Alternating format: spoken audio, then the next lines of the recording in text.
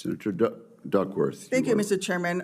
In response to my colleague from Oklahoma, I believe the Secretary of Defense has just responded last week and admitted that the $1 billion mission that he led against the Houthis, who do not have a navy, has not restored the transit of U.S. flag commercial vessels through the Red Sea, and in fact has resulted in the loss of 2 F-18 Hornets to the tune of $60 million apiece, as well as, I believe the last count was 7 Reaper drones to the tune of another $200 million. You are blowing through money like my fellow cadets and I did in our first Liberty after basic camp. Luckily, I didn't end up with a questionable tattoo. Your failures, Mr. Secretary, since you've taken office has been staggering. You sent classified operational information over Signal to chest thump in front of your wife, who, by the way, has no security clearance, risking service member lives in the process. You blew the $1 billion fight against the Houthis, whom, again, as my colleague says, has no navy, and yet you lost all of those aircraft. You've created such a hostile command environment that no one wants to serve as your chief of staff or work with you in other senior DoD leadership roles. But what we should all be talking about more than all of this is that you have an unjustified, un-American misuse of the military in American cities, pulling resources and attention away from core missions to the detriment of the country, the war fighters, and yes, the war fighting that you claim to love. I don't know if this is because you are too inexperienced and incompetent to understand the real threats facing our country, or if it's because you are just an unqualified yes man who can't tell the president how to keep Americans safe. You are focusing on renaming basis for Confederate generals. You said just now to Senator King that to a man and to a woman, we would rather be associated with the old Confederate names. Well, I am one of those women. I served at Fort Rucker, Alabama, a base that was named for a traitor who took arms against the United States of America, led troops who killed Americans.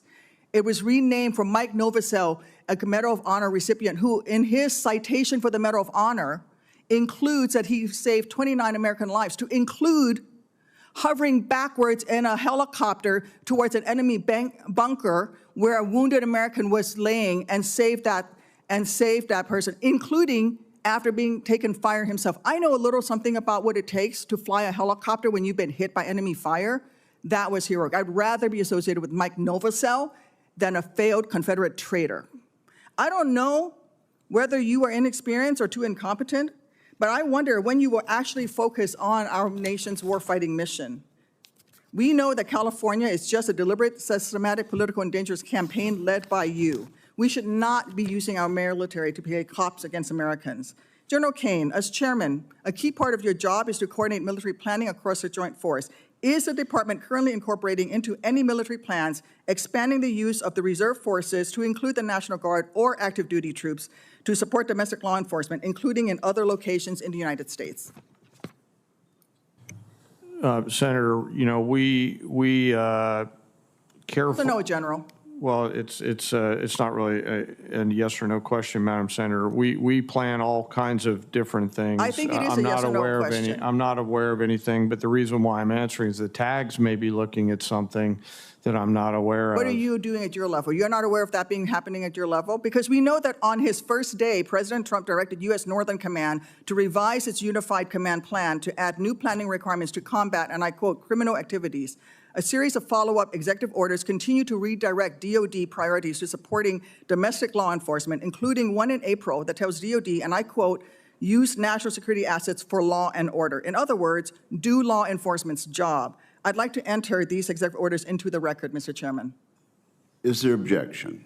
Without objection, so ordered. Secretary Hegseth, you say you are focused on warfighting and warriors. These are your words. Yet you are diverting untold DoD resources and attention to a fundamentally non-military mission of domestic policing. Across the country, we have qualified police officers who are trained for that mission. They know those streets better than the Marines you deploy to Los Angeles, who normally focus on the Indo-Pacific. And you recently approved 700 more troops in 3 other states to do admin and logistics works for ICE.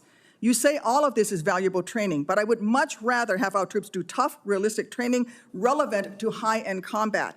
Instead of typing in spreadsheets for ICE, they should be conducting live fire maneuver exercises. Instead of patrolling American neighborhoods and standing in front of federal buildings, they should be rehearsing call for fire missions. We have local police who can stand in front of those federal buildings. And the list of distractions goes on.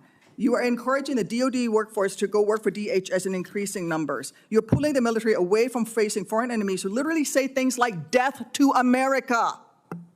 And you're putting troops with weapons aimed at Americans. Mr. Secretary, let the military get back to its real job. Stop forcing them to do DHSs. And if you want to be DHS secretary, maybe you can apply for that job when you're fired from this one due to your incompetence.